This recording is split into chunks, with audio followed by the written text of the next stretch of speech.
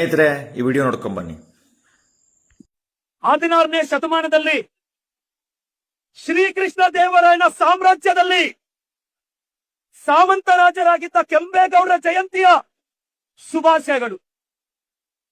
ಕೆಂಪೇಗೌಡರು ಸಾಂಸ್ಕೃತಿಕ ರಾಜ ಶ್ರೀಕೃಷ್ಣ ದೇವರಾಯರ ತುಂಬಾ ನಂಬಿಕಸ್ಥರಾಗಿದ್ರು. ಶ್ರೀಕೃಷ್ಣ ದೇವರಾಯರ ಆಡಳಿತ ಹೆಂಗಿತ್ತು ಅಂದ್ರೆ ಪ್ರಾಮಾಣಿಕವಾಗಿತ್ತು, ಧೈರ್ಯವಾಗಿತ್ತು.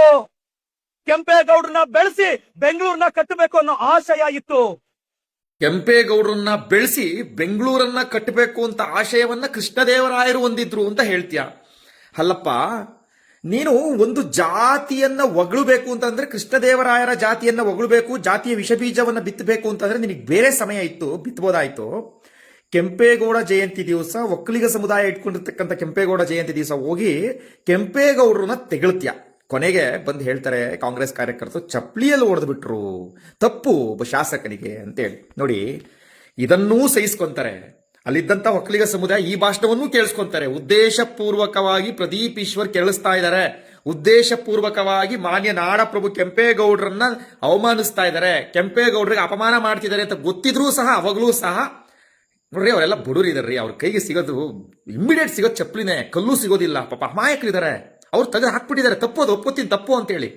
ಆದರೆ ಪ್ರದೀಪ್ ಈಶ್ವರ್ ಮಾಡಿರ್ತಕ್ಕಂಥ ಅಪಮಾನ ಒಕ್ಕಲಿಗ ಸಮುದಾಯ, ಕಾಂಗ್ರೆಸ್ನಲ್ಲಿರ್ತಕ್ಕಂಥ ಒಕ್ಕಲಿಗ ಸಮುದಾಯ 100 ಬಾರಿ ಯೋಚನೆ ಮಾಡಿ.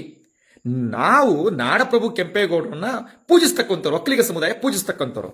ಆ ಒಂದು ಒಕ್ಕಲಿಗ ಸಮುದಾಯಕ್ಕೆ ಕೆಂಪೇಗೌಡ ಜಯಂತಿ ದಿವಸ ವೇದಿಕೆ ಮೇಲೆ ನಿಂತ್ಕೊಂಡು ಈ ವ್ಯಕ್ತಿ ಇಷ್ಟು ತುಚ್ಛವಾಗಿ ಮಾತನಾಡ್ತಾನೆ ಅಂತಂದ್ರೆ ಅದನ್ನ ಸಹಿಸ್ಕೊಂಡು ಬನ್ನಿ ಅಂತ ನೀವು ಹೇಳ್ತೀರಿ ಅಂತಂದ್ರೆ ಇದನ್ನ ಯಾವ ರೀತಿ ಸಂಭಾಳಿಸ್ಕೊಂತೀರಿ ಅಂತಂದ್ರೆ ಈತನ ಹೀನ ಮನಸ್ಥಿತಿ ನೋಡಿ. ಯಾವ ಜಾತಿಯನ್ನ ಕೆಂಪೇಗೌಡರ ಮೇಲೆ ಎತ್ಕಡ್ತಾ ಇದ್ದಾನೆ ಈತ, ಯಾವ ಜಾತಿಯನ್ನ ಗ್ರೇಟ್ ಅಂತ ಹೇಳಕ್ ಹೋಗ್ತಾ ಇದ್ದಾನೆ ಅಂತಕ್ಕಂಥದ್ದು ನೀವು ಅರ್ಥ ಮಾಡ್ಕೊಳ್ಳಿ. ನಿಮ್ಗೆ ಅರ್ಥ ಮಾಡ್ಕೊಂಡಿದ್ದೀನಿ ಅಂತ. ಯಾಕಂದ್ರೆ ಕೃಷ್ಣದೇವರಾಯರು ಯಾವ ಸಮುದಾಯಕ್ಕೆ ಸಂಬಂಧಪಟ್ಟವರು ಅನ್ನೋದು ಎಲ್ಲರೂ ಗೊತ್ತಿದೆ. ನಾವಿಲ್ಲಿ ಯಾವ ಜಾತಿ ಬಗ್ಗೆ ಮಾತಾಡ್ತಾ ಇಲ್ಲ. ಆದ್ರೆ ಈತನ ಹೀನ ಮನಸ್ಥಿತಿ ಯಾವ ಮಟ್ಟಕ್ಕಿತ್ತು ಅಂತಕ್ಕಂಥದ್ದು ನೀವು ಅರ್ಥ ಮಾಡ್ಕೊಬೇಕಾಗತ್ತೆ.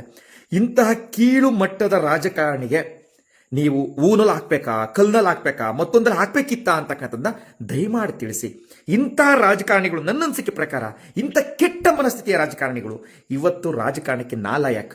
ಅಕಸ್ಮಾತ್ ಪ್ರದೀಪ್ ಈಶ್ವರ್ ಅವರ ಬರ್ತ್ಡೇಗೆ ಯಾರಾದರೂ ಹೋಗಿ ಸಿದ್ದರಾಮಯ್ಯನವರ ಸಾಮಂತವಾಗಿರ್ತಕ್ಕಂಥ ರಾಜಕಾರಣಿ, ಸಿದ್ದರಾಮಯ್ಯನವರು ದೊಡ್ಡ ಗುಣದಿಂದ ಬೆಳೆಸಿರ್ತಕ್ಕಂಥ ರಾಜಕಾರಣಿ ಪ್ರದೀಪ್ ಈಶ್ವರ್, ಸಿದ್ದರಾಮಯ್ಯನವ್ರದ್ದು ದೊಡ್ಡ ಮನಸ್ಸಿನಿಂದ ಬೆಳೆಸಿರ್ತಕ್ಕಂಥ ಒಬ್ಬ ನಾಯಕ ಪ್ರದೀಪ್ ಈಶ್ವರ್, ಸಿದ್ದರಾಮಯ್ಯನವರ ಒಬ್ಬ ಬಕೆಟ್ ರಾಜಕಾರಣಿ ಪ್ರದೀಪ್ ಈಶ್ವರ್ ಅಂತ ಅಂದ್ಬಿಟ್ಟಿದ್ರೆ ಎಷ್ಟು ಮಟ್ಟಕ್ಕೆ ನೋವು ಆಗ್ತಿತ್ತಲ್ವಾ, ಅಪಮಾನ ಆಗ್ತಿತ್ತಲ್ವಾ, ಸುಮ್ಮನೆ ಇರ್ತಿದ್ರ ಆಗ ಪ್ರದೀಪ್ ಈಶ್ವರ್ ಅವರ ಅಭಿಮಾನಿಗಳು ಅಂತಕ್ಕಂಥದ್ದನ್ನ ದಯಮಾಡಿ ಅರ್ಥ ಮಾಡಿಕೊಂಡು ಕಾಂಗ್ರೆಸ್ನ ಕಾರ್ಯಕರ್ತರು, ಕಾಂಗ್ರೆಸ್ನ ಒಕ್ಕಲಿಗ ಸಮುದಾಯ ಯಾರಿದ್ಯಾರೋ, ಕಾಂಗ್ರೆಸ್ ಓಟ್ ಆಗ್ತಕ್ಕಂಥ ಒಕ್ಕಲಿಗ ಸಮುದಾಯ ಮತ್ತೊಂದು ಸರಿ ಯೋಚನೆ ಮಾಡಬೇಕು ಅಂತ ನಾನು ಕೇಳ್ಕೊತೀನಿ. ನಮಸ್ಕಾರ.